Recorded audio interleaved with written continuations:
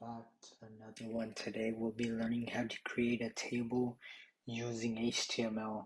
Now, before displaying data, we must first create the table that will contain the data by using the table element. The table element will contain all of our tabular data we plan on displaying. So in index.html, create a table just above the closing body tag. I'm guessing right here, we just create a table. And we can simply just do this.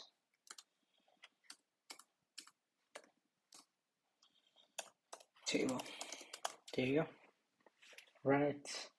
And you have a table.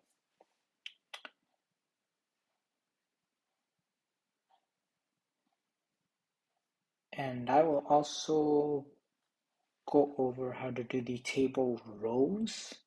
So in many programs that use tables, the table is already predefined for you, meaning that it contains the rows, columns, and the cells that will hold the data.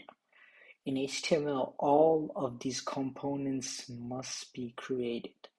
The first step in entering data into the table is to add rows using the table row element, or the TR. So how you can add rows is by this.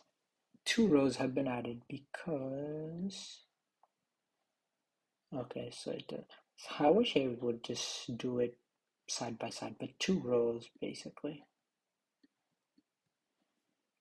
So add 2 rows in the table. Okay, so you can simply just do tr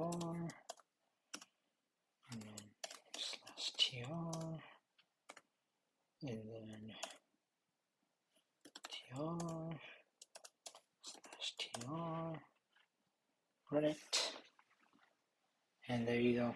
So that is how you create a table, and also how to add table rows.